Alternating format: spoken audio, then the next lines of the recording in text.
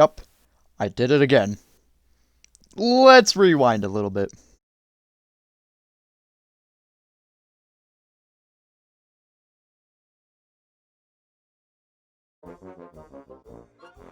So recently I released another Among Us animation.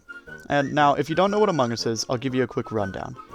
Basically, it's a social deduction game, where there are usually 2 imposters and 10 crewmates. The crewmates' job is to complete their tasks around the map and vote out the imposters. The imposters' job is to kill the crewmates and win. So that's your basic rundown of Among Us. Now, for the video that I actually made, it's based off a promotion for another game called Team Fortress 2. You might have heard of it. It's basically your normal first-person shooter. That's kind of how I'm going to describe it, but it's got funny characters. And so the promotions are funny too, quite entertaining, and so I decided to take the inspiration of the Spy class promotion video, and you know, the Spy and Impostor, pretty similar, kind of, so I kind of mixed the 2 ideas and made it its own thing. And yeah, that's how this video was made, and now I'm making this video to decipher how the other video was made. So we'll jump right into that.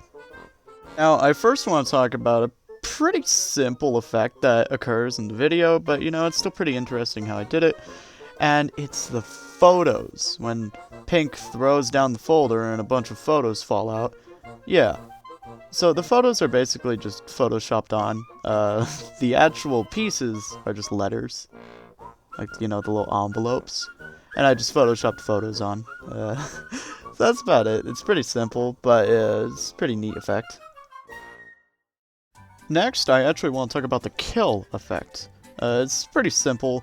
If you couldn't tell, for the speed lines, or the speed blur, it's just bricks, similar to the character's color. They just kind of appear and then disappear.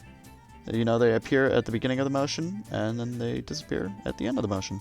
So, it's a pretty simple effect, but it works very well. I filmed the shot the day before release, and I didn't know what to do for the blue floor, so I literally just took the hoodie off that I was wearing and filmed the scene on that. Okay, so next we're going to discuss something quite interesting. So, you may have noticed that most of the video takes place in the reactor room. Well, here's a fun fact. I had to build the reactor room 3 times! Yeah, that was fun, but it was to get good camera angles, so it's fine.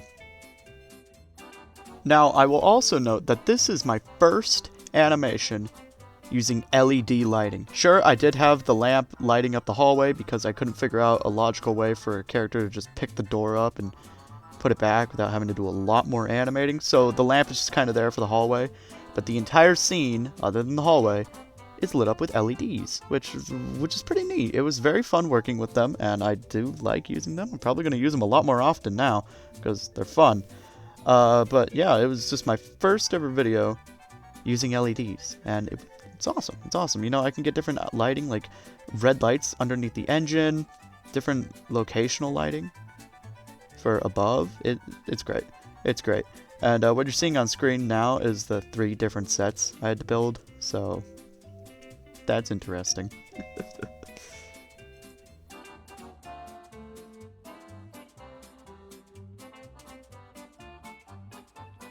Okay, I'm probably gonna have to explain this set a bit. Basically, in the video, there's one shot, well, there's 2 shots, where the camera moves around Spy's head, well, Pink, but they're kind of the same, where it moves around Pink's head while he says stuff. That is recreating a shot from Meet the Spy, where the camera moves around Spy's head while he says stuff. Well, I couldn't really do that with the other sets that I had, so I had to build this little stand that he could stand on. Obviously, because it's a stand. And I kind of just positioned him differently. The camera doesn't move at all in those 2 shots, but Pink does. And so does the wall behind him a bit, but not much. And so that was pretty interesting, so I had to build a different thing for those shots. Anyway, that's about it for this behind the scenes. There's not much new to cover, so I hope you found this useful, informative, maybe just interesting. And maybe consider subscribing. Maybe don't. You don't have to. And that's gonna be all for this behind the scenes. Again, I hope you liked it, and I hope you liked the original video too. Be sure to go check it out. Link in description. Yeah. Farewell.